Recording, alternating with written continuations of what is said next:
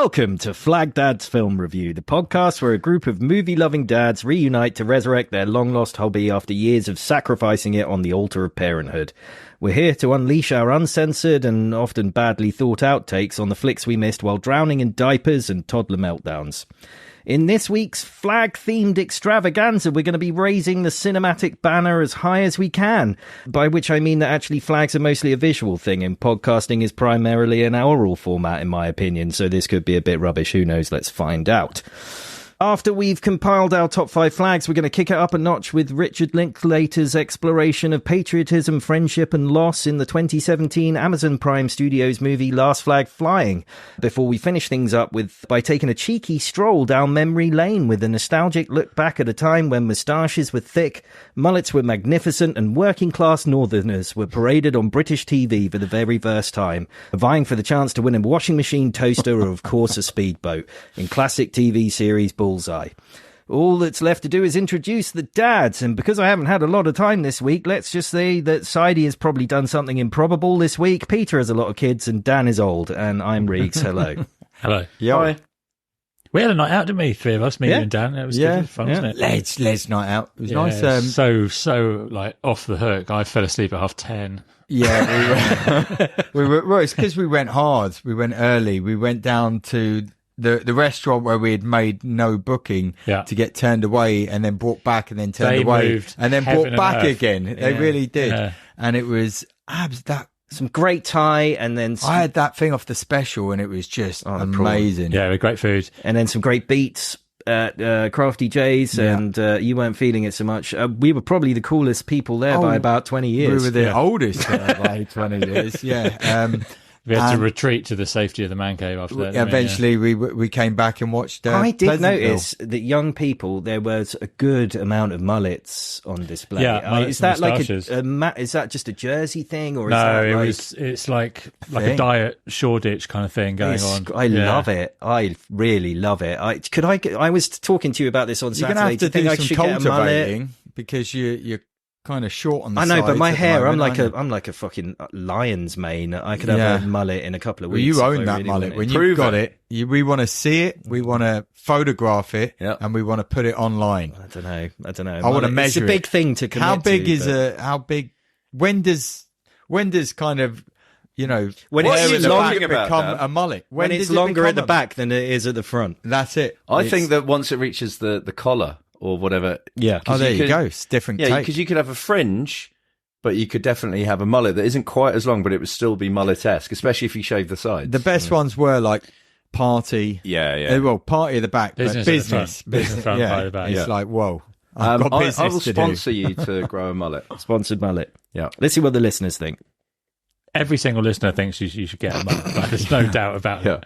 I didn't watch anything other than YouTube stuff. I really hit YouTube hard this week, and then the homework. I told you I don't really know. I know we had a big mass debate about it, didn't we? Because I don't really know how to watch YouTube. I just open my eyes and it how just old happens. I'm a bit obsessed at the moment with Jimmy Bullard's golf channel, bizarrely, and Stephen Hendry's. Some really good TV on there. Yeah, the Sandbaggers. I'm on to season 3 now. I've just powered through. It's absolutely amazing. You guys need to get on. Yeah, that. I told you, I will watch it, but you've got to watch The Wire. I'll do The Wire, for sure. Yeah. For sure. Well, everyone wins then. Yeah. It seems that way. I didn't watch a lot either. I watched a bit of YouTube. What I did, You didn't even watch the homework, did you? No, I haven't had a chance, and so I'm flying blind tonight. You're just here for the cheese. I am here for the cheese and for the lols. Yeah. But I watched extended highlights of all of England's most recent World Cup games. And just broke my own heart all over again. We were all over the French at one point. Yeah, I know. Yeah, it was there. And Harry's pen. Oh, wow. Okay, it's horrible. Move on. I've been watching Only Murders in the Building, the first season of that. Is it good? Because I started it and I instantly hated it, but I don't wonder if I just was too quick to judge it. I'm quite enjoying it. It looks really good. It's a Disney thing. It's Steve Martin, Martin Short, and Selena Gomez. Yeah. Wow. Right, okay. It's all right. One thing that really struck it, but it's sort of about podcasting, so that's part of what's kept me hooked. But they paid $4,500 for their podcasting equipment. It seems like an awful lot. We'd probably spent way in excess of that. Not just on the equipment, but like everything else. Yeah, with everything. But if that's just equipment, that's we go through about £100 a month just on all the subscription stuff that we do. It's Steve Martin and Martin Short, 2 of the 3 Amigos. Yeah. Chevy Chase is a massive racist. So Chevy Chase wasn't invited. Chevy. Yeah. If it was a Chevron, if it was a Sirha, it would be Chevy. Right, earlier on we had Ruth with her spoon and Tony Maguire. So that's the least of your worries. We had a top 5 last week, which was schools. Yeah. And I think we covered off. We were inundated with some really good ones. And I think I wanted to put in, I don't know who did it, but the Derek Zoolander School. That was Russell Davies. Yeah. It's sensational. Derek strong. Zoolander's Centre for Kids Who Can't Read Good. Yeah. It's unbelievably good. I wanted to put that we in. had the Top Gun suggestion, and we were trying to surmise if that was Gav, our friend Gav. It's different. It has to be. There can't be I think 2 it's Gavs different in Gav. the world that I are think it's- obsessed with. I don't know. 2 Top Gun Gavs. Reveal yourself, Gav. Yeah, please. Come out from behind the shroud. Yeah. So, but I think Derek Zoolander Riggs has got to go in.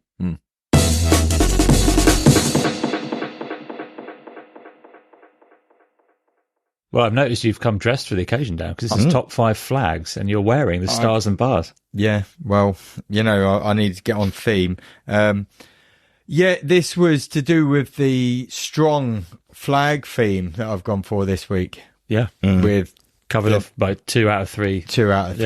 Yeah. And I was thinking there must be loads of opportunities to talk about films that we like with flags in them. Because that's usually how the top 5 works. Yeah. Yeah. And so I thought Pete could start us off. I can do, but I'm waiting for you to interrupt me as soon as I'm talking. So why don't you go first now? No, go on, you carry on. Well, what I've done is gone for flags they're fictitious flags. Mm-hmm. Fictional. All of them are fictitious, apart from one. All right. Because that was the only one that I could remember. I've got a whole section on fictional flags. Okay, mine are exclusively fictional flags. So I'm going to go. So I don't know how this section is going to play out, because obviously we've got to talk about the flags, but I can give a reference point for this one, because this is the flag of Nibia. Would anyone care to... Ace Ventura, When Nature Calls. Which film this flag is from? Do you see what I did there? Yeah. So this is Ace Ventura, When Nature Calls, the fictitious country of Nibia. And the flag is black, red, and green horizontal bars, and it's almost identical to the Malawi flag, right? But the Malawi flag's got a bit of a sun in it, which blurs the lines. But this is just the hard lines there, like a tricolor. Where? But it's. I don't know if the Wachatu and the Wachuchi tribes themselves had their own distinctive flags or not. I reckon they would have. But this is a great film, and one of those films that I think just as good as the original. I think it's better. Could very well. I'll hear arguments for it being better. I think it gives better. us. I think it's more consistently funny. Yeah, how they took it from what it was, the original, and put it somewhere completely preposterous and made it amazing, and gave you Shikaka and various other ridiculous scenes. Strong films that I haven't watched for a long time that I might revisit. But Nibia. Nib. Okay, we're going to go around the world with this shit, or what? Yeah. Okay. Go for it. Well, you're next. Oh, well, I'm going in a slightly different direction, a staple of the sort of Looney Tunes universe. Really, this is tied to a weapon used for the failure of countless cartoon suicide attempts or murders. It's when you gun. Fire a gun and a little flag comes out and it says bang. On it. And 2 little cinematic versions of that I like is obviously one in Tim Burton's 1989 Joker. He pulls the gun on Vicky Vale, shoots, but it comes out with a little flag bang on it. And then in Bill and Ted's Bogus Journey, Denomalos at the end. 10 out of 10 film. Exactly. At the end, when they can go back in time and switch the things, Denomalos is like, I can go back in time, pulls out his gun. But he's like, but only one of us can actually do it. So when he pulls the trigger, it comes out and it says Wild Stallions rules on a little flag on it. Talking of bang, that reminds me of the Tim Vine joke where he gets out a bit of paper that's got VNAG. That's bang out of order. That's bang out of order. Nice. Oh, and also, I know massive fans in the Man Cave of Murder, She Wrote. Yeah, huge. But in the opening credits, Jessica Fletcher shoots a gun with a little bang flag okay. on it. Yeah, Isn't the Looney Tunes thing when they say "that's all, folks"? Isn't that on a flag, or am I imagining that? I was going to say, Could be a drape. Yeah. Roger Rabbit as well. I'm sure there's some kind of bang gun thing going on. That's more curtains, I think. But Maybe. Almost certainly. Cast your mind back a little while ago, and we watched Master and Commander. Do you remember that? Yeah, good movie. Like that Russell movie. Crowe with exceptional hair, and there is the very like pivotal scene where they do the old switcheroo with the flags, and they put the whaler flag on their mast. Yeah. Whatever you call it, and they use that to hoodwink the disgusting Frenchies. And is there some sort of like international law about flags, and that's probably a bit of a no-no? You're not allowed to fly the wrong flag, are you? Yeah, it's like a war crime or whatever. Yeah, but serious they do stuff. But they fucking do it, and it works to great effect. Yeah, and it was a great film too, I think. Well, just trying to get around the world, I had Madagascar because it's a place, and it's got a flag. But what, hang on. Has it got a flag in the film? Yeah, it does. All countries do have flags. They're draped around. I think at one point when they're going through on a boat, they've got the flag of Madagascar, the green, red, white bands. I'm familiar with it. Yeah. But the one that I was going to say in this was the How to Train Your Dragon series, because they've got all different flags for the different dragons and everything, or Berk and everything. And that's got its dragon emblem. And that was the film when I first went to see down at the cinema. It was like a Saturday morning matinee. Yeah. And it was like for £1 they used to do it. And it was like, oh, well, let's take. And they never showed amazing films or anything until this one came on. And then it was like, whoa, couldn't believe it. First time we just strolled in. And have you seen all three? I've seen all three. It's got really all the good. series, watched all the kids. Oh, my daughter's obsession series. with it. Yeah, off the chart. Loved it. And we bought books and everything. We were really into dragons. The books are a lot more hardcore than the TV and film stuff. They're really fucking violent. Well, I don't know, Charles. I had the impression and everything down. Who was that an impression of? That was an impression of one of the kids in it. Hiccup Haddock. Yeah. Okay. You recognise that from? Well, I know who Toothless is. The Dragon Rider of Toothless is Hiccup Haddock. Yeah. It doesn't sound anything like that. No, for the record. That's what I assumed. This is genuinely not prepared. Like a bit of flag knowledge just like leapt into my brain, but there are only 2 flags in the world for countries where they are not rectangular. I'm expecting at least one person in this room to get it quite easily. Well, there's one behind you. What is it? Because I can't be asked to turn around. Flag of Nepal. Correct. Nepal, that is. It's a couple of triangles, isn't it? Yeah, it's like a Christmas. And the other one? Kind of formation. I don't know. Switzerland is actually square. Because they're so biff. Yep, because they're squares. Yeah. There we go. Thank you, Peter. Good stuff. That's okay. I've got other facts, but not to do with flags as well. So this now, I saw this today and thought, I bet we've all spoken about it. So when I say we, you guys were probably talking about it, and I was thinking about something else. But I was only today years old when I found about the fictitious country Valverde. Have we discussed this before? I don't know, but it's not just in Commando. I know it's in a load of a number Platoon. of films. Is it? No, not Predator. It might be in. I don't know. I think we have briefly touched on Valverde. Yeah. Okay, so the couple of iterations of the flag that I saw were the Die Hard 2, which has some kind of like condor on what looks like a Bolivian flag, and then Commando, which is really odd. It's some sort of like druid imagery or something. But yeah, I didn't know if we covered that. I assumed that Valverde had been covered, but what is the flag of Valverde? Well, that's what I'm talking about, Daniel. But what is it? What does it look like? Well, a condor on a Bolivian flag. There's 2 there. I've just described 2 of them to you, but he literally has. Yeah, they're there. But is anyone else not listening? It's ironic that I was talking about the fact that this might have been spoken about before, but I wasn't listening for you to then come in with that. Thanks. So I wanted to bring that up because I thought I'd found something that you know. No, we've enjoyed that before, but that's all right.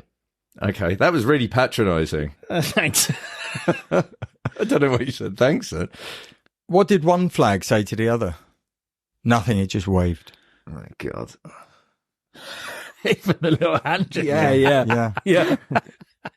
We should do this on YouTube. It's so the way people I can, tell them, yeah. Like, Wow. see how bad Dan's jokes are as well as hear them.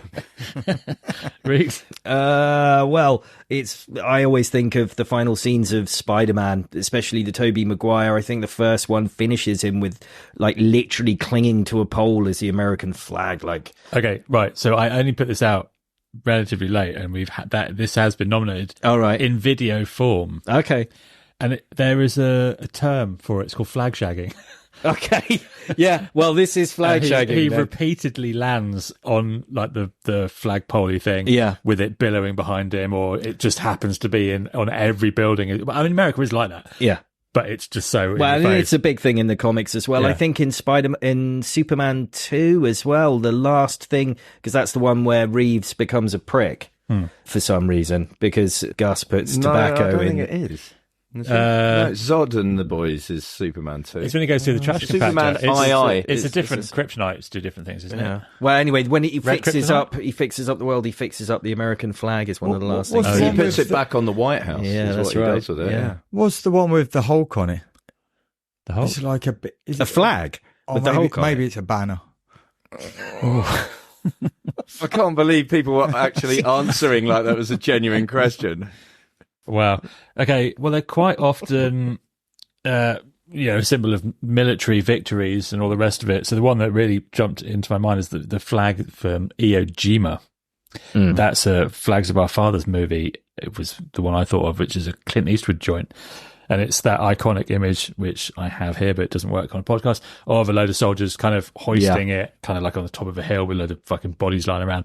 It's been recreated over and over and over and parodied and stuff. And then gets people like Spike Jonze to kick off, because in Clint's version, there were no black Marines, and yet apparently there were at the time. There would have been, and they're underrepresented in the movie, but certainly a very iconic image. Again, it's the stars and bars. Paid homage to, of course, famously in Sharknado 3, Oh Hell No, that image. So rightly recognised in cinematic history. Yeah. Tear to a glass eye. I was in Thailand earlier this year, and I went to Kanchanaburi, which is where Bridge Over the River. Is that where the Archbishop's from? That's where he'd be. No, it's the story of, prisoner of wars needing to make railway track and bridges and all the rest of it. And we went down to this bridge and Blew it up.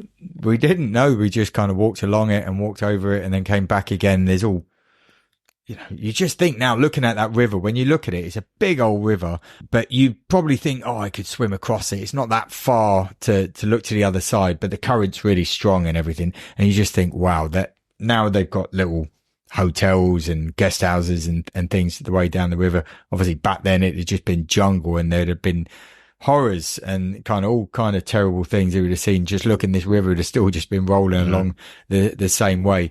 But right towards the end of that film, as I think Alec Guinness is lunging forward and falling over to blow up the bridge, you see the Union Jack just kind of floating and waving in the wind and everything. But That'd be pedantic. Yeah. It would be the Union flag. The Union flag. Yes. Sending a Jack on an HMS vessel, I believe. Thank you. Wow, that's strong flag. Absolutely. This is strong, isn't it? I was flagging Vexillology, is that it? Vexillology. Wow, that's even better. I like that. Okay. Right. Only because I've realised all of my flags are basically like made up flags in films, and it's going to be really boring to just talk about them all. I was going to ask the question, has anyone ever lived in a house where you've got when people have got flagpoles in their gardens, or they've got flagpoles on top of their houses? Anyone ever? I've not, but when a royal dies or someone significant dies, and you drive around here, you see how many when they stick them on a half mast, fucking loads of them over here. Loads of them. Yeah, I immediately think Howie's got. Has he? Well, there we go.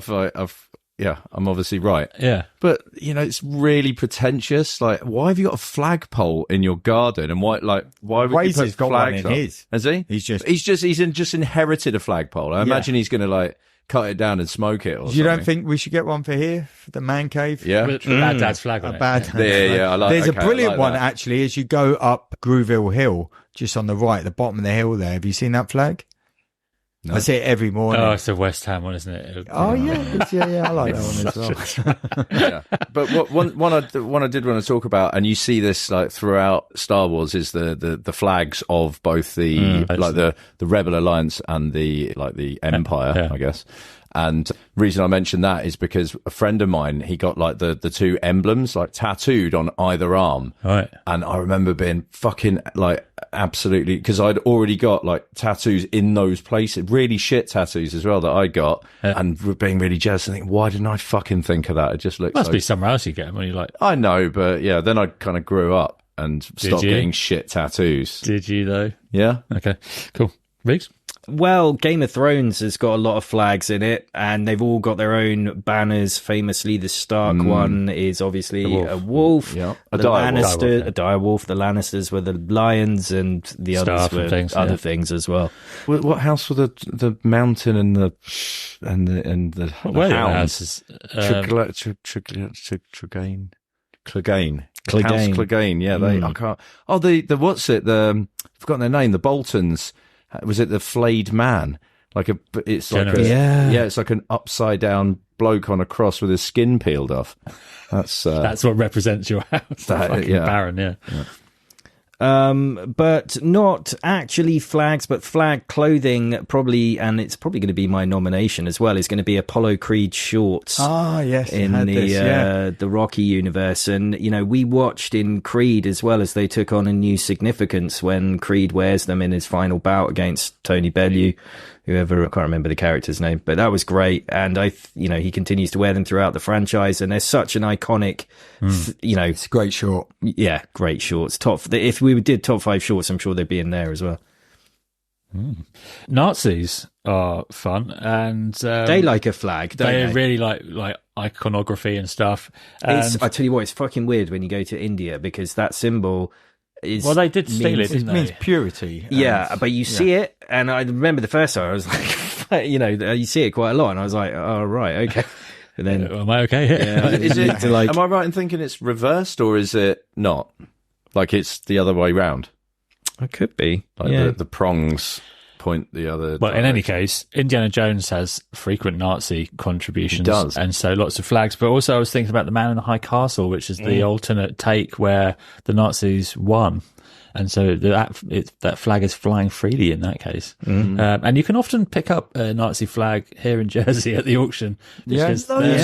Every single week. Nazi memorabilia. Yeah. Well, I mean, the Jerrys did. Did you see the post? There was a post. Live on these shores for a bit. Yeah. Well, there was a post on Facebook this week of someone who said, I'm doing a bit of research and digging into the occupation, and uncovered just how much collaboration there was, and loads of people piled in like, what the fuck?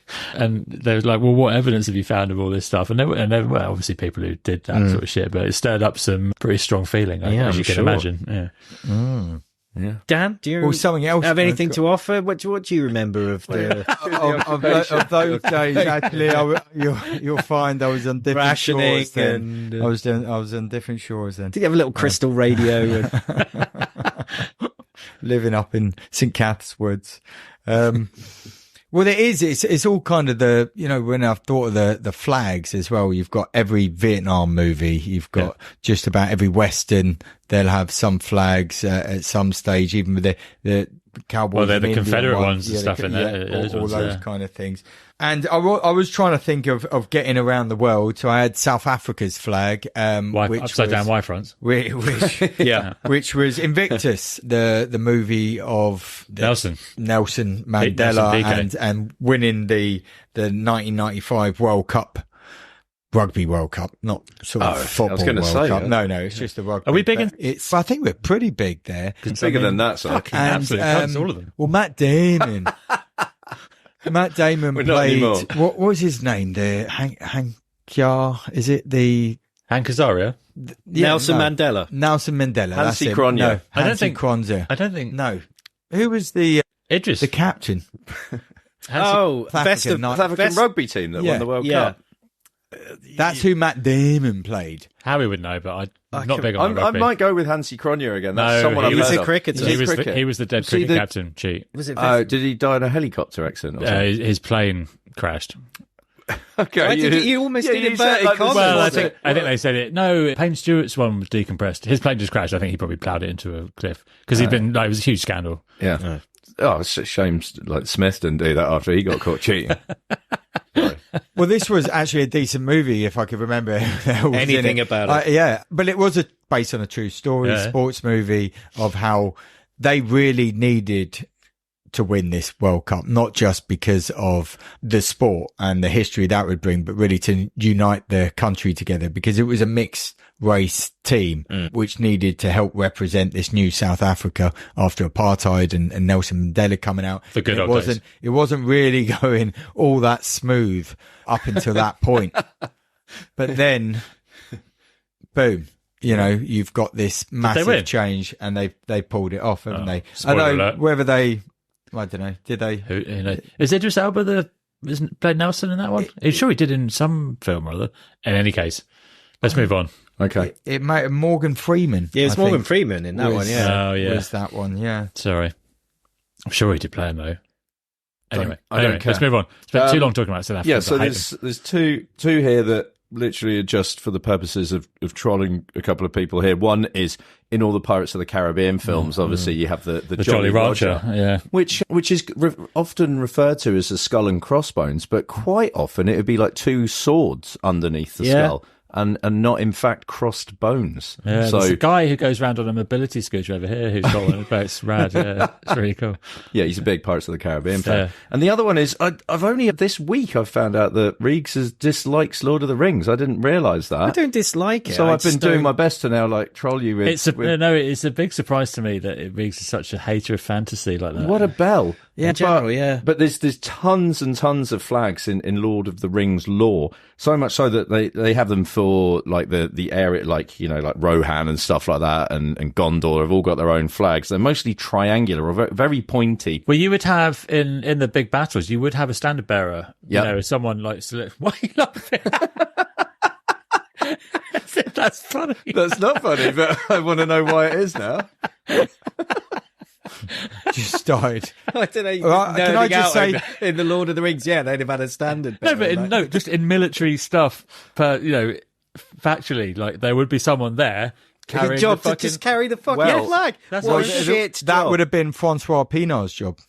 That was the South African guy. Captain. Right, okay. Yeah, we were close. So you just carry the flag. What if the fighting comes over here? No, just carry the flag. Don't shoot me. I'm a standard bearer. Can I have a gun, though? But no. No, but that would have been someone's role. It would have been. Yeah. You just get a flag. There was probably rules of engagement where you're not allowed to fuck with the guy who's carrying the flag or something like, because that's just an easy target, really. It's you go out onto the battlefield. I'm going straight for that cunt with the flag. Yeah. But I was just banging on about Lord of the Rings some more to upset Reegs. So people themselves. So Aragorn has his own flag, which is a strange shape and involves like a tree and some stars above it and stuff. The orcs have flags as well, with sort of like fairly bleak imagery and stuff like that on it. And the Rohirrim, so the horses, yeah, the horse lords. So they're just like a group of people. Can we eke this out some more to keep Horse lord. You're a horse lord. Yeah. No, I'm out. Minas Tirith. Let's talk about that flag. Let's not.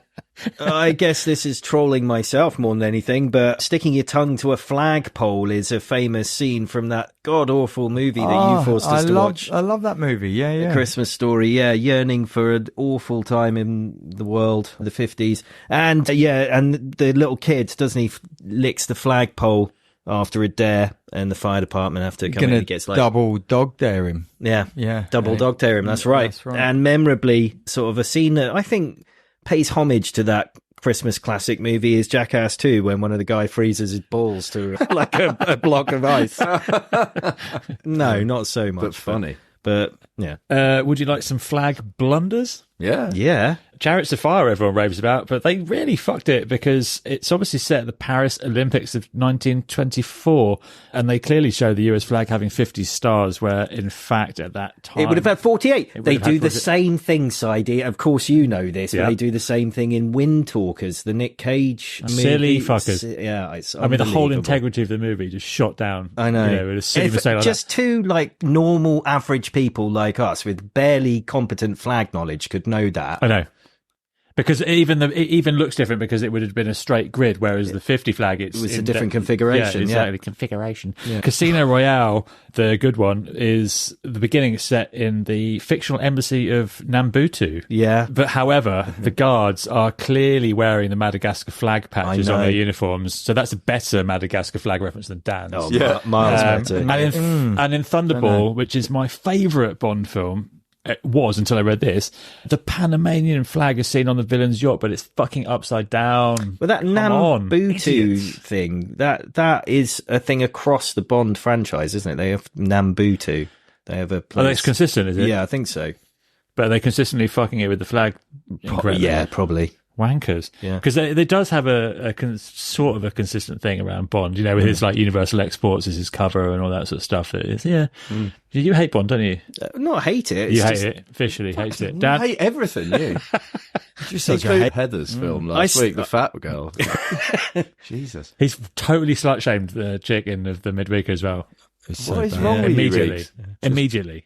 He was right, though. Yeah. It's time to hoist up our... Are we going for it? Yeah, I think so. Well, I'm going to go. I had another flag that I just wanted to mention because I saw it today. I've never seen this episode, but in my flag research, it's a very un-PC flag. But in an episode of Family Guy, it features. It might be one of those like skits where he like turns on the telly and there's something. Or whatever. Pretoria. No, this is to do with the Special People's Games, which is like a parody of the Paralympics, obviously, and the flag in the background is like it's the Olympic flag, but instead of 5 Olympic rings, it's 5 of like the wheelchair symbols, which is it's not very politically correct at all, and I don't condone that sort of stuff. No. Well, I'll start off with Bridge on the River Kwai. That will be my choice of flag. Well, I'm just because I'm getting a kick out of trolling Reeks, I'm going to go for the minister. No, I'm going to go for the Rohirrim, which is the Horse Lords, the flag of the Horse Lords. I'm going to go for the flag of Wakanda that we see throughout the Marvel franchise. Yeah. I'm going to put in the triangular version of the British Union Jack called the UK-7, commemorating the British colonies on Mars and Titan. That's from Alien. Yeah, okay. Read about that flag. Yeah. Can I just put it up quickly, Reeks? You're happy with Wakanda, but you were saying, it's really unfortunate when they give like countries like made up names, and it's quite a bit racist. Like you're high horse lord, but Wakanda you're okay with? Yeah. Okay. All right. Cleared up nicely.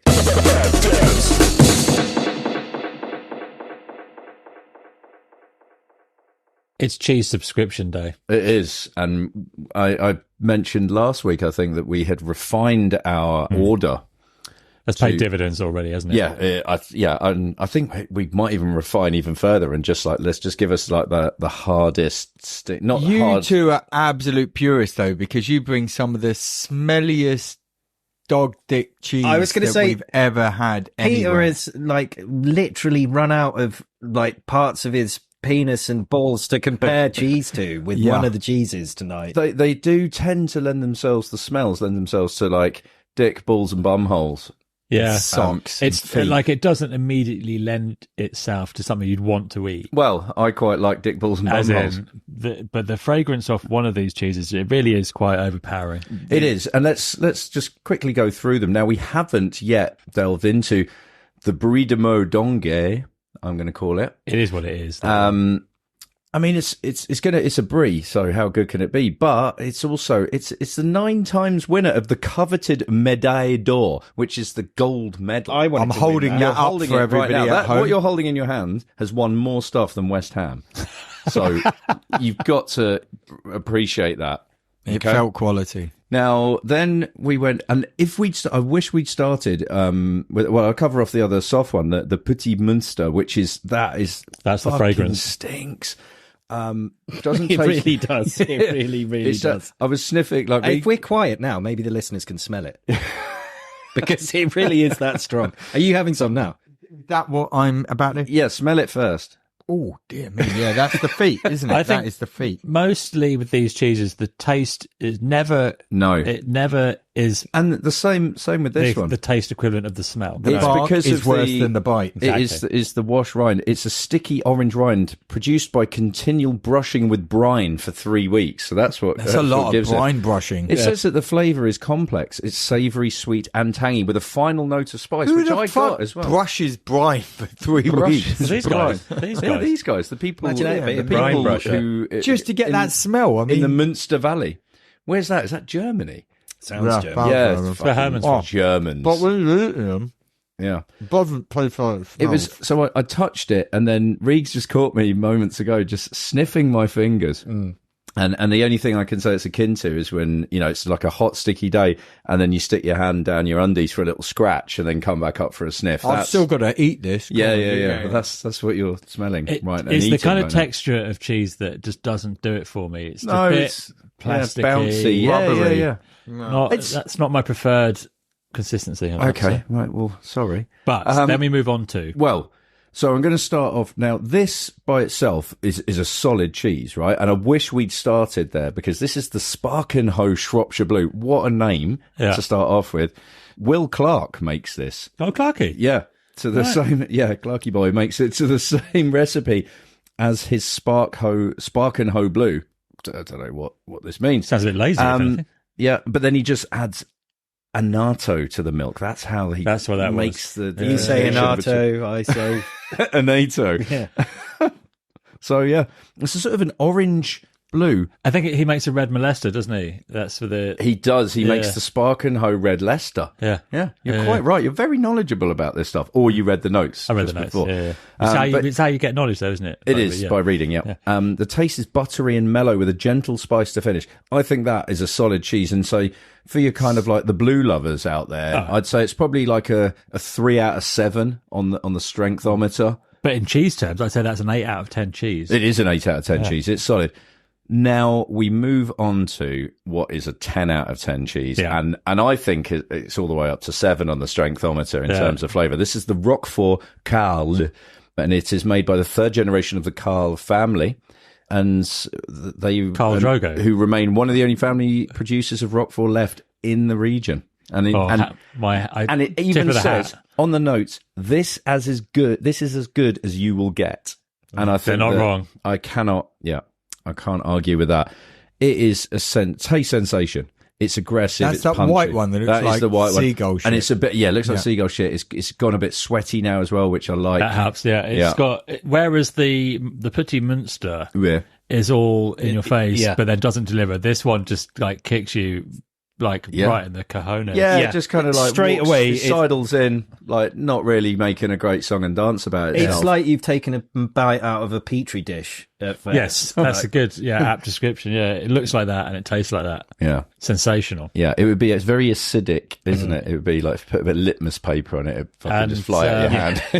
Well, honestly, we've laid down the law and said toast only, so we've accompanied it with toast only. Although what Dan has brought to the party is a digestive biscuit, which I think will lend itself to these blue cheeses. So fair play to you, Dan. You finally brought something to Bad Dads after about 200 episodes. Thank you. Yeah. Well, I feel this conversation is flagging. Well, that segues. It really does segue into a movie. That's right. That's what 200 episodes. The most forgettable movie title. I think this is the most forgettable movie title in that I keep forgetting it, but it is Last Flag Flying. Yeah. And I know that because I have it written down here. Well done, yeah, because I got it wrong at least twice. And it's an Amazon Studios thing, so kind of straight to streaming, although I think it may have had a limited... But this it's an ensemble piece, right? So it works on telly in terms of it's really just the 3 leads. So it features Steve Carell, Larry Fishburne, and Bryan Cranston. Yeah, some cast, and that's what attracted me to it. It was one of those weeks where I got told it was my turn. I think we were already at. We were pestering you for noms. Yeah, you're pestering, and I bought this out because I thought, that's interesting. Along with Pleasantville, which I was pleased to have caught up and chatted about in the midweek. But this one, I didn't know anything about it other than it said comedy drama. It looked like a road movie, had these 3 guys in it. There was a little bit of bump about, 3 reunited military vets were on their way. And I thought, okay, this sounds... I was expecting a lot of laughs in this. How did you go into it? Had you seen it before? I don't know anything about it at all. And then I just saw the Richard Linklater thing. I didn't see that until the end credits. I didn't have a clue, really. All right. And so, but then when it becomes like clear right early on that they're Vietnam vets, and so you're thinking, well, every Vietnam vet movie that I've ever seen is like never particularly like a happy story. Do you know what I mean? So that's what we are sucked into, really. And it starts off with, I think it's Sal, isn't it? He's a bar owner. Yeah. He's complaining about reality TV to one of his patrons. Rightly I think so. He's talking about, it's one of those like cops shows or something. Police cops. Yeah. And Sal is Bryan Cranston. Yeah. And yeah, he's talking to some like almost Some barflies. barfly kind of drunks, yeah. Because it's Sal's Bar and Grill. Yeah. That he owns. And at first he doesn't recognise when Carell comes in. Orders a beer, gets him down. He's a bit preoccupied. He doesn't really know what to order, does he? He's like, what's good? And he's like, beer? Do you like he comes in and he's quite sort of lost, but he sits down. He looks just a bit downtrodden. And unsure of himself, but sits down, orders this beer, starts going, oh, this is good beer. Starting up a conversation across the bar. Sal kind of shuts it down fairly quickly. Really. Yeah, he goes, yeah, that's right, it's good beer. And obviously doesn't recognise him He until... literally says that, doesn't he? He says, you don't recognise me, do you? And then he goes, duck, and realises it's his old buddy from Vietnam. Yeah. In fact, he never even remembered his name properly because they all kind of had nicknames. It was Doc and it was Sal, and he goes, what was your name? And he says, it's Shepherd or something, isn't it? Yeah. Larry. There's another guy in town that was also a vet. Yeah. Well, they have a bit of a night out, don't they? Or a night in Sal's, and he wakes up, and Sal wakes up with a terrible hangover, has a beer to get rid of that. Yeah, and it's immediately he obvious. Strokes a bit of pizza over the face of Steve Carell's, and it's a very big performance from Bryan Cranston from the off. He's turned very full on, and Sal is a kind of hard drinking bar owner vet. I mean, you know all about him straight away, broad brush strokes. That's right, yeah. And he'll say anything, very impulsive. Yes, there's no filter. Yeah. They're going to go off and meet another mate, aren't they? Yeah, and he kind of has this conversation, and if you're in any doubt who Sal was, you kind of pick up anything you might not have already in this conversation where he just says, you just jumped in the car. This is Steve Carell. He said, you just jumped in the car with me. We didn't know where we're going. You left your bar in charge of a guy who's asleep on your pool table and you don't even know where we're going. Yeah. And he's like, yeah, well, that's just, I didn't think it'd be so fucking far, but yeah, okay. On the way, they have a little sort of dad comedy where Bryan Cranston can't believe that Eminem is white. Yeah. When they're listening to the music, that was quite... They have that. And they pull up into a church where they come into the back of the church. The sermon's underway, and Lawrence Fishburne is our minister, and he's preaching about forgiveness and love and God and all the rest of it. And they catch his attention. He welcomes them. And well, they stick out, don't they? Because it's an entirely black congregation. It's that sort of real preachy gospel kind of presentation where they're going through, and he's really laying it down. He's quite, enthusiastic about it. Like you see that, and they just plonk themselves down at the back, and Bryan Cranston's kind of like rolling his eyes and making a few comments, and the lady next to him's kind of getting offended because he's disrespecting the church. He goes, skip over at one stage. I think you can sit anywhere. He's just moved this woman over. Yeah. But anyway, they sit down and eventually find themselves sat around the table with the minister because they say, oh, he used to be my buddy. He used to be my buddy. This your minister we served.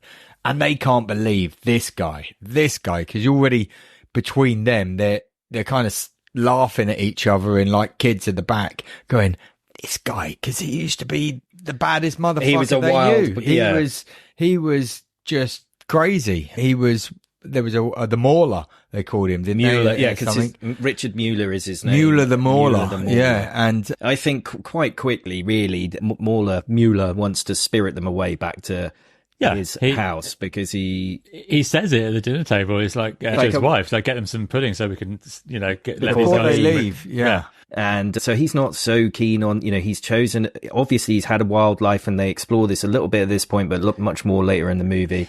We're just previous to the part where he's kind of asking him to move out a little bit quicker, or just after that, sorry, we get this bombshell that Steve Carell's wife has died at Christmas. Yeah, the Mueller's wife is asking them about their personal life, and it's all really sour at first. He's just being really brash and whatever.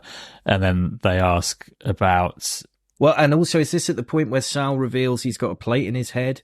So yeah, he's had some of his fairly significant trauma as a result of the war.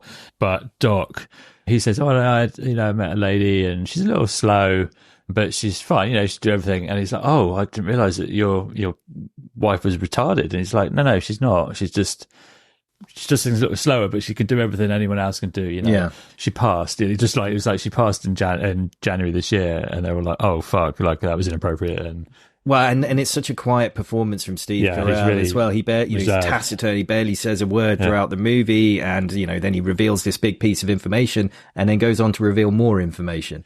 Yeah, he talks about his son being shot in 2 days ago. Iraq. Is it 2 days ago? He's learned that his son had been killed in action. Yeah. Well, and he says, and the reason that I've come to see you guys is that I want you to come with me to Arlington, where we're going to, collect him, and we're going to go on this journey. And I want to take him back. I want to bring the body back, and I'm going to have him buried next to my wife in my hometown, and that's what's going to happen. So that's why I've reconvened the gang, because we haven't seen each other since Vietnam, effectively. Yeah.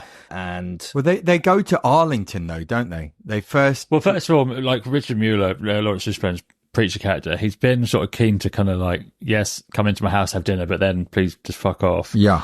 And it's his wife who says, you are not letting that guy go and get his son on his own. Like, you're fucking going with him. He doesn't want to. It's because he doesn't want to face up to. We'll find out some stuff, but he doesn't want to really face up to, I guess, things that he's already the past. He doesn't want to look back at that time. But he says this was a very dark period in my life. These guys represent a period of time I just don't want to be thinking about anymore. But his wife says, you need to go and get around that, go and support him. So he does. And Sal, who's kind of just up for anything. He's in for a penny and for a penny. Yeah, he's like, right, let's go.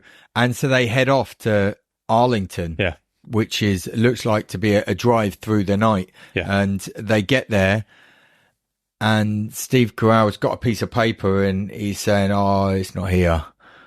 We've got to go to like Delaware or something. There's another base where they're meant to be flying him in, but he's not said a word of this. He's obviously still completely confused. He doesn't really know how he feels. He's a whirlwind. And I guess also while he's doing this, Sal and Mueller having these sort of constant philosophical debates really about Sal's atheism and Mueller's sort of newfound calm and spirituality. He does manage to, in a few kind of conversations, manage to get him shouting and swearing a little bit. And he goes, there's the Mueller I know. Like, I thought I'd lost him forever there. Because he reveals, I think, pretty early on, a pretty crucial piece of information. It comes out piece by piece. First of all, we know that something bad happened because Doc carries the shame of spending time in the brig. There's one of their all permanent reminders, because Doc was in the brig. Sal's got the plate in his head, Mueller's got the bad leg,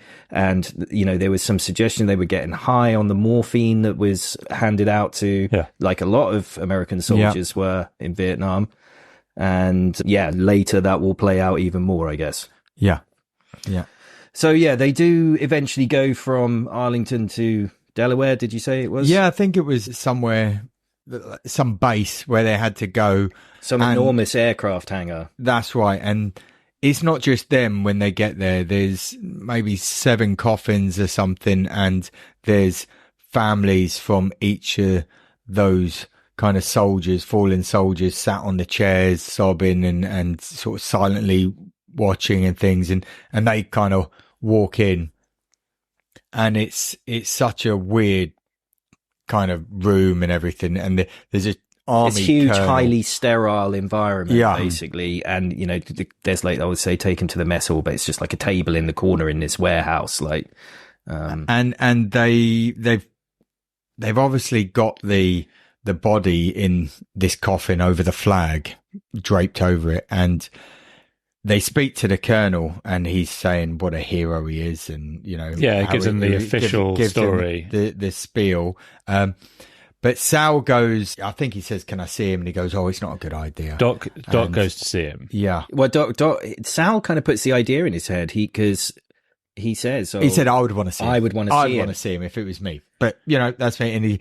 And he's in such a kind of, I don't know, a whirlwind of emotions and everything else. He goes, I'd actually want to see him. I think Doc is potentially a bit slow-witted as well, shall we say, like in the same manner. Yeah, I think you're right. There's a lot of times he's, like I think you mentioned earlier, Riggs, he's just completely like a passenger in the film at times when all the chat is going, he is just sat there, and I think that's what they're alluding to. But I was going to say something personal, but I won't because it's weird. I wondered though. Well, okay, I could tell you. So wanting to see someone after they passed, that is like a really personal thing, right? So when my son died, I didn't want to see him again.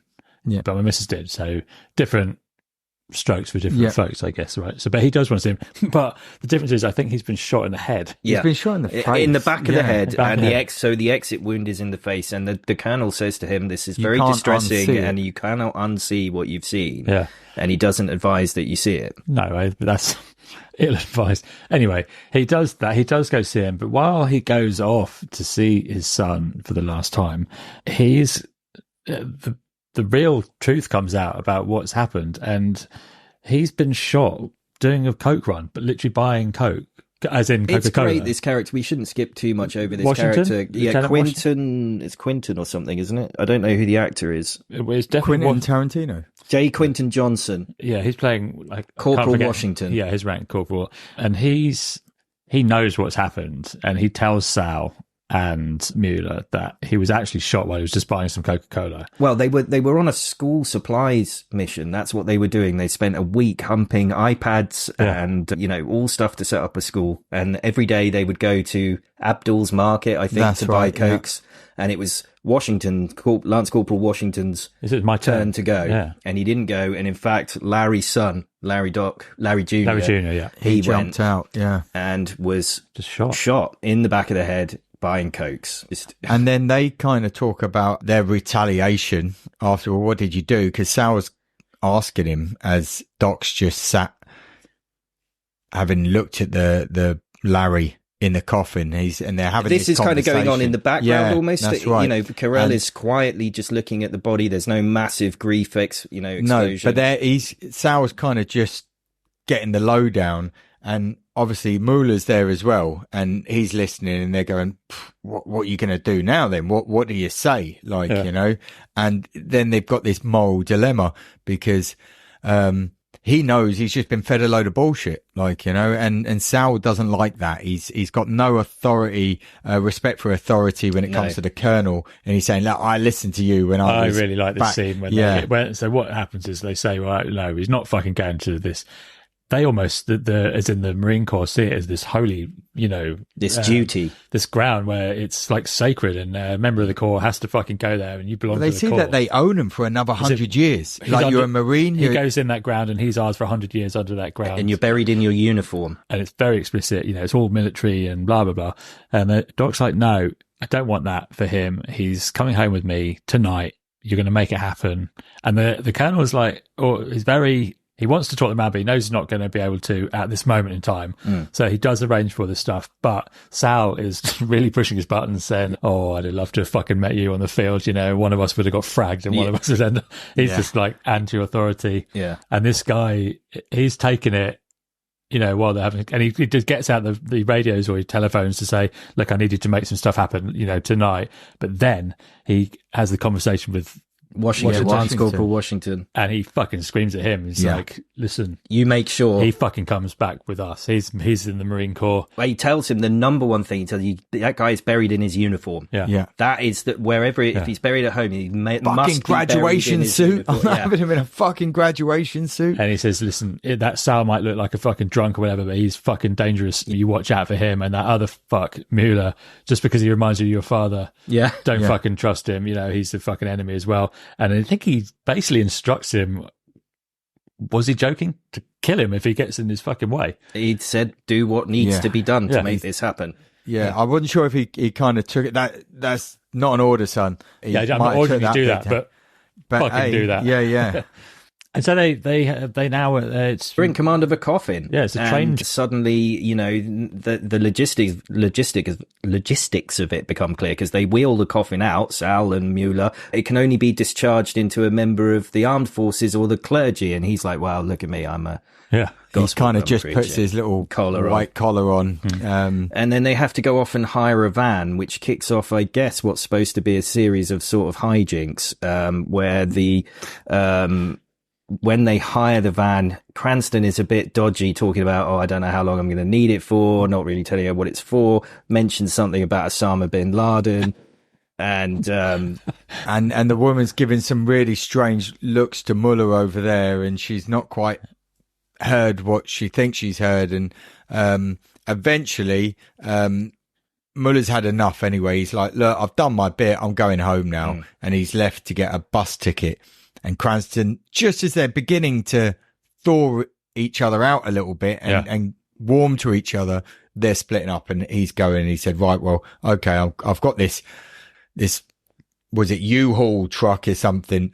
And I'm going to go and pick up the coffin because it's the train is after this. This goes down. They won't let him leave, will they? And they also find out that, the Mueller is taken by the Homeland Security as at the bus station. Yeah. They see him can't praying, believe don't it. they kind of like paranoid about someone praying. That's right. The lady in the rental office has reported it in and said, she'd heard something, this guy, and they couldn't quite say what they wanted the van for, you know, full paranoia. On the TV, you just see, there's been a few references because Saddam Hussein being taken down, though, and his son's being shot earlier as well, because Carell relates to that, like, both of our sons. He says, died is it in worth this war. it? And it just keeps going through, and then George Bush appears, and was it worth it for him? And would he trade his daughter for blah blah blah? And we also hear of the utter bullshit as well, because they're unmasking really the lies that they said. Oh, look, he died in glory, and it was, you know, defending the troops. No, it was just like he walked out, he got shot in the back of the head when he was going to get a Coke. And he's trying to put all this together with a story of fucking what is it for? Like, you know, I'm not even getting a straight story here. And they've obviously got their own experiences as well in the war when at the bullshit that they saw. Yeah, they're certainly, like, Sal's is really cynical about it. And he says, you know, we couldn't fucking pull out now because all the dead people's memory would, you know, they would just count for nothing. And that's it. And there's a lot of sort of, I don't know, I guess the person who wrote the book that this is based on had a specific opinion on the conflict, I guess. Yeah.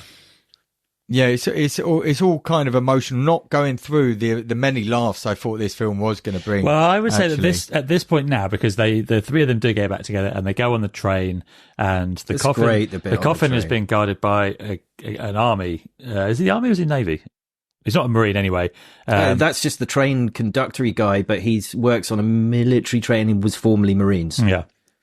So there's that. And this is the bit that I think I probably connected most with in the film, where it's the guys, and like you said, Dan, the relationship, they've started to thaw and they're getting on better, and it's just guys reminiscing about the good old days of when they were doing stuff. Okay, some of the stuff they were doing might have been a little bit unsavory, but it's just three people connecting and talking and helping their friend out while he's going through some horrible shit.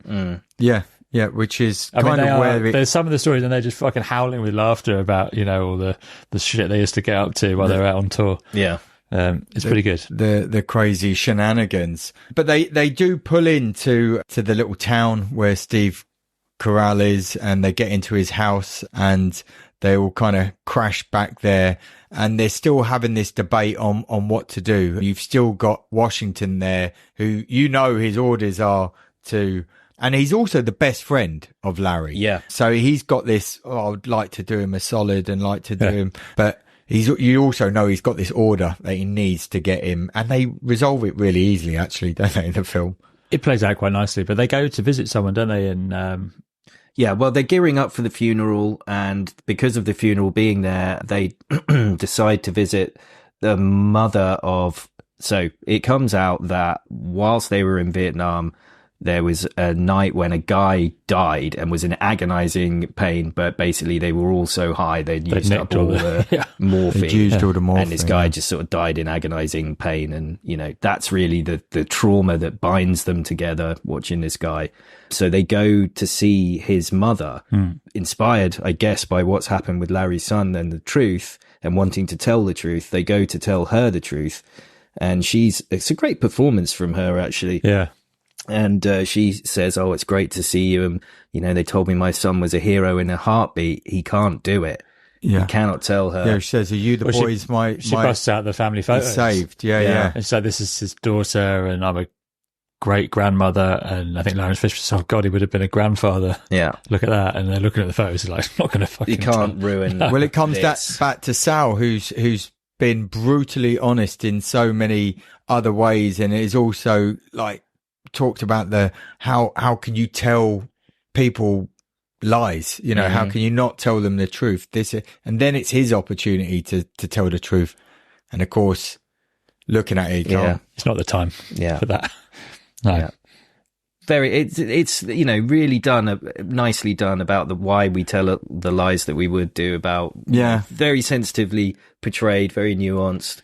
They kind of go back in silence, and as they sit around the table, I think the suit comes out, the graduation Steve Carell suit. comes out clean shaved, just Tash looking pretty resplendent, and he's suited and booted, and he's got the graduation suit, and he's like, "I think it will still be okay." And Washington's like, "No, he was fucking jacked when he was in the put court. on a bit of timber. He'd been looking after himself. I think that might be a bit snug on him now." And he says, "Well, I'll go to Penny's then and just pick up another suit." And he's like, "Well."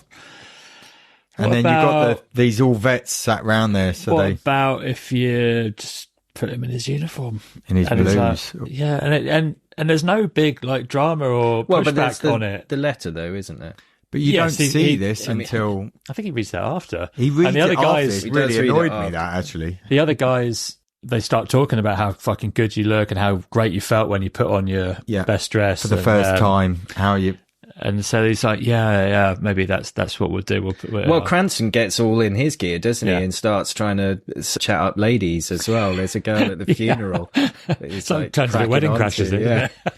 And that's right. And he kind of goes, "Look, we need you now. We need you outside." And he prizes himself away from the girl. And just before that, Steve Carell has been given a letter by Washington, Larry's best mate, in case they were to die on a soiree or whatever they do, you know, a sortie and exercise. How the fuck had he not given him this letter like way before this point? It would have helped. Don't understand. I think the first time you see the fella, you'd be like, your son gave me he gave me this letter. No, let's wait till you do all the funeral arrangements and then find out in the letter is all the funeral arrangements that he wants. It's like you could have saved himself a world of pain here. It does add another layer to it though, because in the letter he talks about he's glad to have served his country. If you're reading this, it starts off, if you're reading this, then you've had the notification, and you know, he says, "Okay, I know it's a short life, but it was a good life, and I know you didn't want me to, but even though you didn't, you still supported me." And you're like, "Fucking hell." Yeah, I know. Yeah, God, honestly, if you're not going a little bit, yeah. And he said, "I'll be with Mum now, and please, I'd like to be buried in my blues next to her in the family plot," which is exactly what he's done without having read this letter to find out. So there's a real satisfaction in it's just as well. Yeah, exactly. It's just as well. It could have been really wrong. So he had found something, you know, brotherhood or some identity in the US military as well. So yeah, just paints another layer to what is, you know, an interesting movie. Yeah. And that's it. kind of fade to black then, isn't it? There wasn't any sort of other part through that. Had a lot less laughs than I thought it was going to have. I don't know why. I mean, obviously the subject now, when we've talked about it so long, that is not, what you would expect to be filled with laughs. When they're reminiscing, I mean, there are some, some light-hearted stuff, which is amusing, and they clearly are having a good time. Fantastic actors, and there was some chemistry between them. I thought they did, some of the scenes were really good. I thought Cranston. The three of them were really good. The three leads were really good. Bryan Cranston was excellent. I really enjoyed his performance. It was a strange movie to kind of watch. I wasn't really sure that I was in the mood that night to be watching it, even though that I chose it and we went on to do it. But it was one I'm glad that I watched. It was the anger inside, I guess, is the lies that the military will tell people who have given their lives, and but then making it more understandable why a palatable explanation. The film does it in two ways, don't you? Because you have the lies that Doc's been told about his son, and the lie that they perpetuate that they've perpetuated about Hightower, and they were fucking like raging that they've been told, but they. The flip side is that maybe it's better that way. They couldn't actually tell the lie themselves. They realised. Well, they at least understood why the lie was told, but and also I don't know. This was interesting. Sometimes it veered a little bit into almost like a sitcom with some of the stupid Cranston's phone and. Yeah, we didn't even mention that. Totally needless. There's a whole sequence about his obsession with getting a mobile phone, and that was completely unnecessary. I thought. But all really the character stuff is really good, and I wish it had leaned a little bit more into its debates about atheism and the church and stuff and spirituality, but it doesn't. It's a bit unsatisfactory, but all of it was interesting to see a time that I obviously remember, the early noughties, and seeing it analysed in this very human way, American foreign policy and the military and the deaths and the senselessness of the war out there and all that stuff, and the people who died in it and how that was handled and how they received, all that stuff's really interesting, but a little bit of a misfire in some areas. It's strange. You had Steve Carell in the middle. You had Sal of the devil on one shoulder, and literally the minister is the angel on the other, trying to find their way through different conversations or approaches on how he's going to get through this time. There is the anger on Sal that he would have been feeling, and they being quite mild mannered, or it seemed to be, more. Not as mad as Sal anyway. He was listening to this side of things as well, kind of knowing that was right, I guess. But maybe the last scene is him talking about having, or just before that, they're going to get together, isn't he? He's got no one now, and he said, well, why don't you just come and work in my bar? I need to get the old grill of Sal's Bar and Grill going up again. And he's an alcoholic, isn't he? He needs someone. And he's doing that. So it's made his life better having him back in it. So. Exactly. And they're talking about keeping in touch on these phones and things, and having, there were bits of it that were the phone thing was weird. I didn't. It was. That. Yeah. I felt I had a little bit more of a personal connection with it because I lost someone like that, and the stuff about, it's a thing about your mates, and they've of course got the kind of literal brotherhood of being in the military, but just about having your friends there to help you, when you're going through some fucking pretty deep stuff, and still being able to laugh and reminisce about stuff and having your friends with. So I really like that. It was very moving at some points, three really good actors, and I could listen to Fishburne going, "Oh damn," and whatever.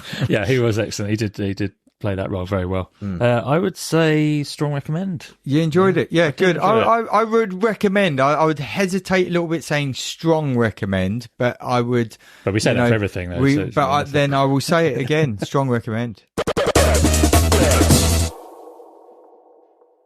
I say this qualifies as kids because I used to watch this as a kid. Well, that's why I chose it. This was does that then qualify gay porn? Everything. Everything as kids. Because I remember watching, I think it was Terminator. I would say, when I was a kid. No, but I would say this is a family entertainment show. It is indeed. It was on Sunday tea time, as I recall. Yep. So it did clash with Songs of Praise, which we used to watch religiously. But anyway, this is Bullseye. Yeah. So a combination Bowen. of darts and general knowledge. So they make a big point of that. Explaining. Yeah, well, this was an early episode. This was season 1, episode 4, Dan. It aired on ITV on 19th of October, 1981. Was it not Anglia TV? It was. Anyway, so Jim Bowen, as we know, is the host and was, until it was rebooted, was always the host, right? Yeah, but he's like dual role in this one. He's looking really old in this. Right. Okay. Do you want to drop the bombshell? How old would you say he is in this?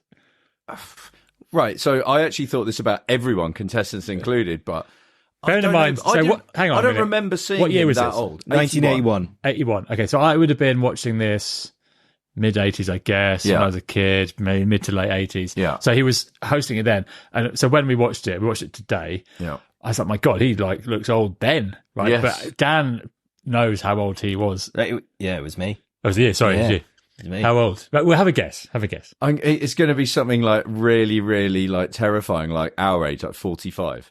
44. It was 44.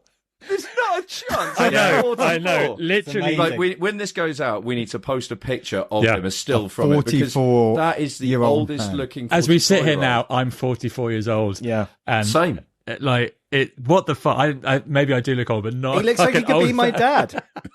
He looks like he'd be my granddad. He's easily looking in his 60s here. Yeah. Comfortably. Easy. Yeah. And also the contestants as well. And I know we'll come on to it. I don't know if you're going to do like a big intro for all of them, but like the couple, like the one who'd had a kid and stuff. Because he literally says at the start, it's couples and someone plays darts and someone does the general knowledge. And then he brings the first two out. And I was like, well, that's clearly mother and son, right? Oh, well, no. In the one I watched, it was Alan and Don from Port Talbot in Wales. 2 Welsh guys, yeah. Yeah.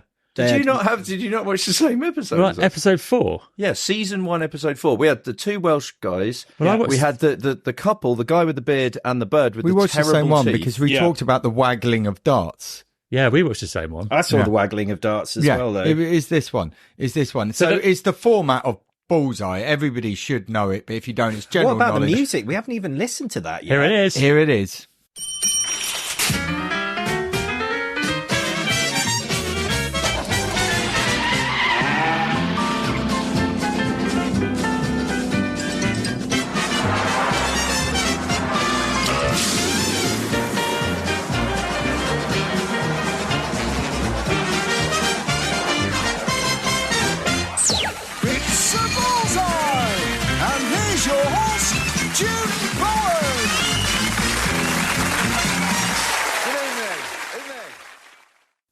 That's a good one. Wow. That's absolute classic. Yeah. Well, then we could actually talk about the opening credits animation thing, because even that is like...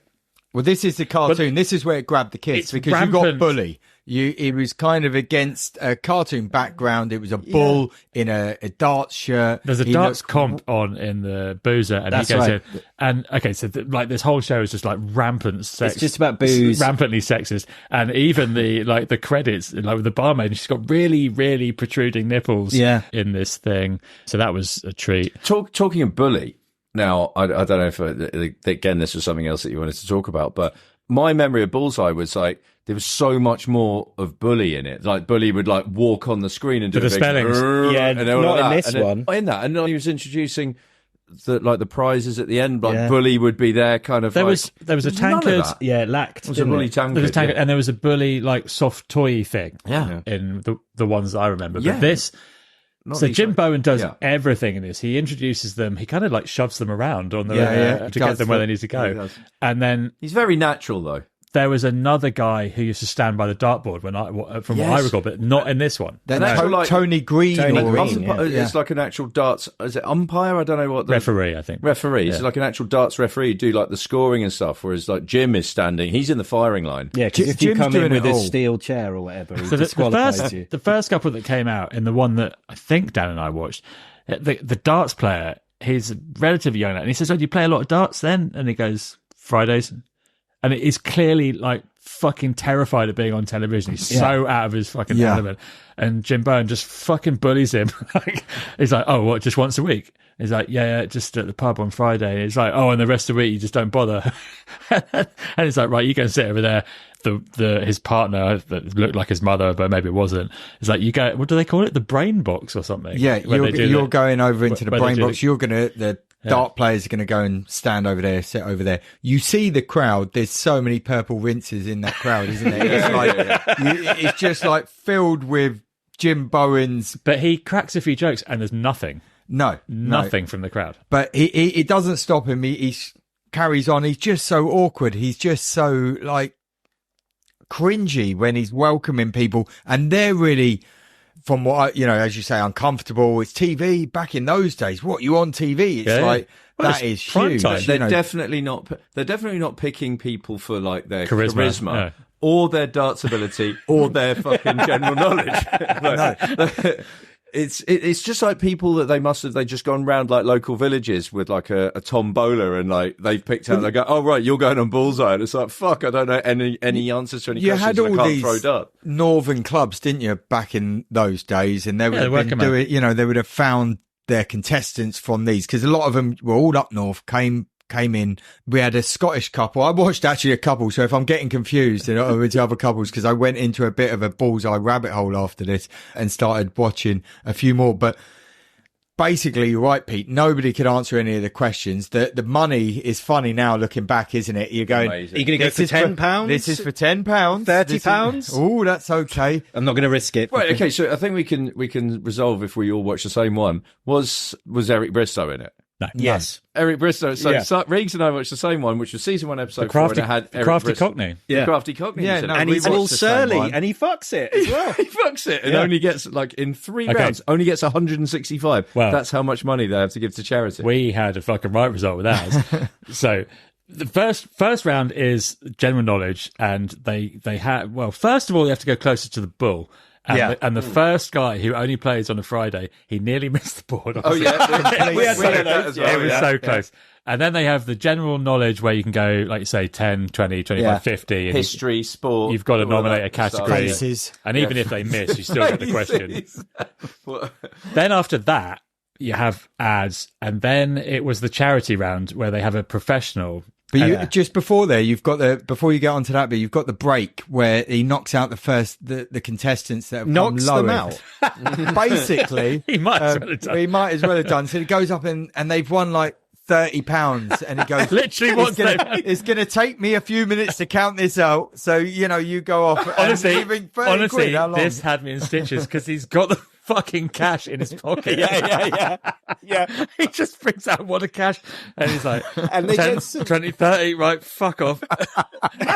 They get some like tungsten, tungsten darts. They're good. And a chalk holder. Yeah. And my missus was really baffled, and she went, she goes, this is really sexist, and it's like, no, they pick who the darts player and the general knowledge player. It's just that the lads play darts. Well, you say it's sexist, so I've got one. There's a ladies' special episode of Bullseye where Jim asks them all what their husbands do.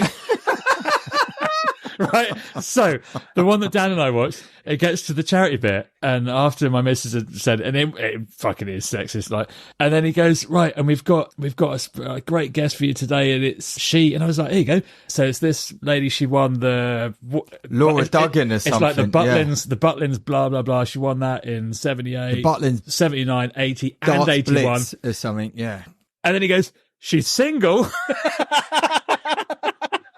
And you're like, what the fuck? Then he goes, what's a good looking girl like you doing single, like, She's clearly a lesbian. Anyway, she gets up to throw and she hits 81 with the first 3. Then she goes bang, bang, bang, 180. Nice. Fucking nailed it. Yeah. She nailed, like, Bristow got 165 in 3 rounds. Yeah. 9 darts. Yeah. In 9 darts, 165. Not easy, so then. That charity went under that year. Just so this lot, they won about, because they double it, don't they? So they were over 600 quid. Yeah. They did all right. I watched a compilation of like funny moments on Bullseye, and there was one that was an answer to a question was Camp David, and Bowen goes, is Camp David the presidential retreat, not the lad in the costume department? That's a belter.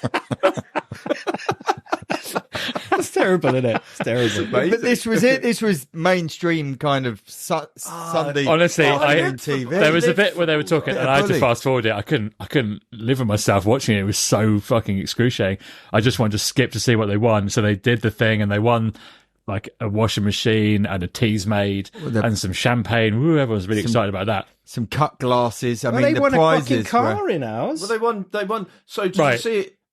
So Dan and I were fucking enraged, right? Because it goes through and they said, do you want to gamble? And straight away the missus was like, yeah, we'll gamble.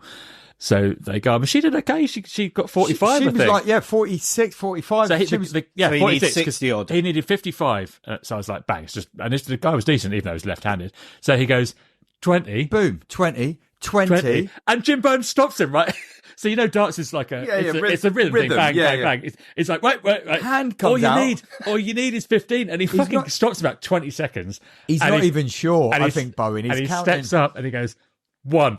Oh, absolutely blown it. I would have fucking gone mental if I was that guy. He put his hand over the thing. No, stop it. You still need down. because Tony Green's not there in these early episodes. So Bowen's trying to do the math and keep the beat. It's too much for him. It's just like, slow down. It's only 44. And he's got some horrible degenerative disease that makes him look like 80 odd. Progeria. Exactly. So the one that we watched, so we had this like these fellas from Port Talbot. Yeah. And the darts player was handy, wasn't he? He was nailing balls. And the other fella, the brains of the outfit was also decent as well. But the first fella that went, he's just gone 20 double tops. So he's got 100. The fella had to get one with 3 darts, and he just managed. And I think he got 25. He got like the around the bull or whatever. Yeah. So they went home with a car which looked like the shittest car. Is that the red one? It was. It was a red car. It was in a big bow. It was a Nissan something or other that they could have won. It wasn't. Which if someone said to me, what's the main prize that you can win on Bullseye, I'd be Bully's special prize. Yeah. It was just Bully's prize. Didn't even call it Bully's special prize. And also what it wasn't was a speedboat. It wasn't a speedboat. This is like the early which is Genesis. handy in Yorkshire. Yeah. Do you know the story of this? The producer bought one. And was trying to as part of getting a discount on it, that's how they ended up with a load of speedboats. That's amazing. Yeah. Wow. Brilliant. So this brought back so many. It's such a massive like trip down memory lane, like nostalgia fest and everything. I'd forgotten about. We used to go around school going, "Oh, super smashing grit, super." But he does it like with everything that they say. So like, "Oh, where are you from?" Like, fucking wherever, like the moon. Oh, super. And it's just all his reactions are either super, smashing, or great. He's just like BFH. Superlative. Well, he hadn't quite got the catchphrases in this early episode, but I remember it like BFH bus fare home. Yeah. Everybody would laugh every week. It's the same fucking joke. They'd have keep out the black, keep into the red. Nothing in this game. 2 in a bed. All the little. Bitch. You've got the time until Bully's board revolting to make your decision, and he'd have it down. There were some people that wouldn't gamble. Yeah. And then I watched one of the episodes that 2 people didn't gamble, and it went down to the 3rd one. But the people that won on the set, they had like 160 quid, and you think, you on TV, why would you not gamble? But they go, no, we've had a great time. We're happy with what we are. That'd buy you a gaff in Yorkshire. That was going back, so didn't want to do it. But he did have some, even though he didn't have the catchphrases or hadn't established them, he did have some patter. Like in the one Riggs and I watched, when it was the, like you go for it, you got the prize board. So if you hit it, it'd be like, oh yeah, number 8, you've won a toaster, and then. But if he hit the bit in between, he'd make up like prizes that obviously weren't real prizes. He's like, "Oh, that one's half an onion," and stuff like that. He's like saying things that weren't real prizes. Riffing. He's just riffing with it. Like, he's probably high as fuck. I imagine. Yeah. It would be on some kind of old people medication. I would have thought. Absolutely. Yeah. But it wasn't all laughs, though, was it, Dan? Because obviously, as you'd expect, Bullseye featured a serial killer. Yeah. Really? Did you know this? No. John Cooper, a Welsh serial killer, was on the show. And in fact, footage of him on the show was used, compared with a sketch that the suspect helped put together. And they also talked about his diving. He talks about that on the show, and they were talking about how they could have disposed of one of the bodies, and they would need of diving. He talked about that on the show, and he talked about his diving on the show. Yeah. How many people did he kill? A few. He was badass, man. Like real evil. Jesus. If you wanted to think what he looked like, one of the Scousers from Harry Enfield. Harry Enfield. Yeah. That there, London. Okay. Yeah. Well, that's interesting. Yeah, isn't it? That is interesting. I like this. Oh, it was like amazing and also excruciating at the same time. Yeah. Absolutely, yeah. And there was, I don't know how many years. What did it run Yeah. for? Like 15 years or something? But it was. I guess he died, or people just lost interest I think because he's it still going. stopped. No, he died. He was 80, I think. when He was 80 in died. this. Yeah. But it stopped. 180. And it was revived with Dave Spikey from Phoenix Nights as the host. But I And know, Alan Carr did it as well, I think. Yeah. Alan Carr. It was Bullseye. it's difficult to recreate that same feeling that I used to get on a Saturday or we used to evening have, or Sunday. I think on the other channel you'd have Dusty, evening. or maybe before it was Dusty Bin. Yeah, 321 Ted 321, Rogers. All that shit, yeah. yeah. Yeah. Yeah, that was shit as well. I mean, it Yeah. was, at the time, it was. Well, you've not got else Prime to watch. time. This Yeah, is brilliant. exactly. You got nothing else to watch, but it was like, yeah, I used to sit and watch it with my granddad, and like absolutely gripped by it, like fucking no interest in darts whatsoever, or like answering questions either. But You could answer the questions. You could call them shit at darts, or wow, that's really good. Not very often. You'd have a go at looking at the prize board, and even though it's naff as that, you could win a Walkman. And You wanted to get that person who won every prize. Well, I watched an episode of somebody who won everything, won a load of money, gambled, two of them, won, yeah, and do you know what they won? Caravan. fridge.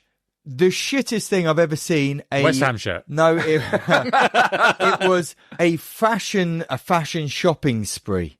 Oh, okay, nice. Yeah. Gutted. These Really two guys, though, disappointing. one of them was like 6'8", the other one was 4'2". They just looked like they had no, the same clothes, all twisted Well, and. all of the contestants could have done with a fashion Yeah, makeover. well, this was. really. They were horrified, visibly horrified Some when they good got this. sideburns on display in our one as well. Strong. and tashes. Yeah, Great tashes. yeah, and there's some really hideous bird with teeth that look like fucking She Yeah. must have been a junkie or something. But Well, I say I don't know how many episodes they did. This wasn't one of the ones I remember watching as a kid. The one that you and I watched, Side. Oh, I inflicted this on my family, so I'm. But I would watch more. Yeah. Well, they wouldn't.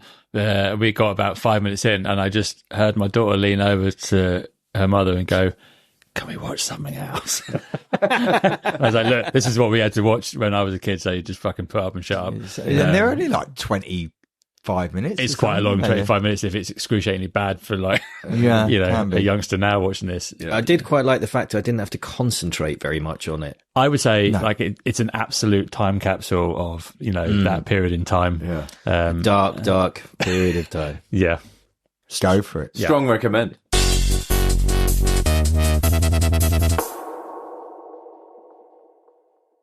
I nominated, then you nominated, Yeah. Dan, and then it's someone over there to nominate for next week. I can't make next week. Keep crying. And we probably won't see Chris. If Oh, you're yeah, listening, we should. Chris, we'll Yeah. little Lot shout of love out for you. Not Yeah. love going out. Yeah, Chris is still stricken and poorly, so we're sending lots of love and good vibes to Pete. Pete, you're fine, relatively speaking. I'm not sending any good vibes towards Pete. Really. No, none whatsoever. But yeah, Chris is going to be getting further treatment. So Maybe by the time this comes out, he'll be feeling a lot better. Let's hope so. well, Yeah, we do hope so. Yeah, we do. and someone needs to nominate, so it's probably going to be you, Reese. I think. Yeah. It's looking that way, Riggs. There you Make go, it on with it. not something that's No totally- horrors. Dan's arts. No horrors. No horror. Yeah. Right. Horror it is. I am actually thinking about nominating Hereditary, but anyway, that will be. That's a But I've actually the next time I nominate, I'm already sorted for those, but it'll probably be the time after that. Oh, I'm so into watching Hereditary. Well, I don't know if we had some good noms from the people out there in the world as well. So I wouldn't mind one of them if Riggs just makes trying a to avoid horror. horror, Yeah. If Riggs makes a horror, and we can always then suggest. Well, something else. anytime we'll tell. We'll see what's coming up. But for now, all that remains is to say, Sidey signing out. Riggs out. Toodaloo. Dan's gone. That's almost worse than TTFN.